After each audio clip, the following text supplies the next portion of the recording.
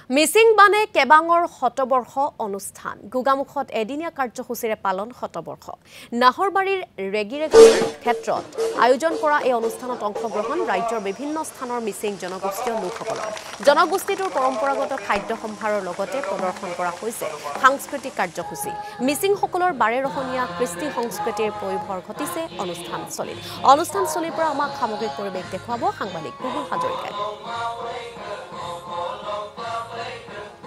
মিচিং বানাকেবাঙৰ প্ৰতিষ্ঠা দিৱস 100 বছৰত ভৰি দিলে মিচিং বানাকেবাঙে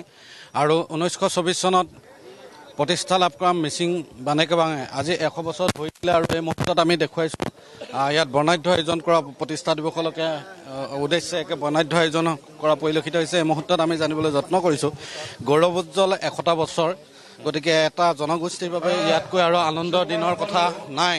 গতিকে কেনে ধৰণে কাৰ্যসূচী আয়োজন কৰিছে আজি কাৰ্যসূচীটো প্ৰকৃততে শতবৰ্ষীয় প্ৰতিষ্ঠা দিৱস হিচাপে উদযাপন কৰা হৈছে শতবৰ্ষীয় মূল কাৰ্যসূচী নৱেম্বৰ অক্টোবৰত আয়োজন কৰিবলৈ সিদ্ধান্ত গ্ৰহণ কৰা হৈছে আজি কাৰ্যসূচী আমি শতবৰ্ষীয় কাৰ্যসূচী আমি পালন কৰিব নোৱাৰিলোঁ কাৰণ আমাৰ বাৰিষাৰ সময়ত বহুত ধৰণৰ অসুবিধা আছে আৰু ইলেকশ্যন আছিল ইলেকশ্যনৰ কাৰণে আমি আৰু বাৰিষাৰ কাৰণে আমি পিছুৱাই দিব লগা হৈছে মূল কাৰ্যসূচী নৱেম্বৰ বা অক্টোবৰত অনুষ্ঠিত হ'ব ইয়াত আপোনালোকে এটা মেগা প্ৰজেক্ট এটা ইয়াত লৈছে কেনেধৰণৰ আছে এটা মিচিং জাতীয় ক্ষেত্ৰ হিচাপে লোৱা হৈছে যাৰ ৰেগিৰেগাম বুলি নামাকৰণ কৰা হৈছে ইয়াতে মিচিং জনগোষ্ঠীৰ লগত সম্পৰ্ক বিভিন্ন প্ৰতিষ্ঠান হ'ব যেনে প্ৰশিক্ষণ কেন্দ্ৰ হ'ব আমাৰ কেন্দ্ৰীয় পুথিভঁৰাল হ'ব আৰু মিচিংসকলৰ জনজীৱনৰ জড়িত বা সম্পৰ্ক থকা যিবিলাক গছ বন লতা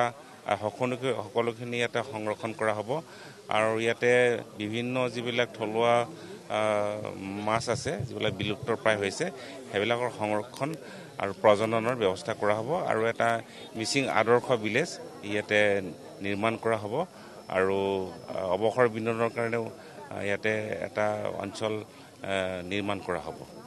ধন্যবাদ জনাইছোঁ সেয়া হ'ল প্ৰমানন্দ চাইঙীয়া আৰু তেখেতে ইতিমধ্যে গোটেই কথাখিনি উল্লেখ কৰা পৰিলক্ষিত হৈছে আজি যিহেতু 100তম প্ৰতিষ্ঠা দিৱস আৰু তদুপলক্ষে এই মুহূৰ্তত পতাকা উত্তোলনৰ দিশে আগবঢ়া পৰিলক্ষিত হৈছে আৰু তেখেতে উল্লেখ কৰিছে যে এই যি নাহৰবাৰী ইয়াতেই মিচিং এক পৰ্যটন ক্ষেত্ৰ ইয়াত তৈয়াৰ কৰা হ'ব ইয়াতে মিচিং জনগোষ্ঠীৰ সকলোখিনি বৈশিষ্ট্য আলোকপাত কৰি ইয়াত এটা নিৰ্মাণ ক্ষেত্ৰ হ'ব আপোনাক এই মুহূৰ্তত আমি ধন্যবাদ জ্ঞাপন কৰিছোঁ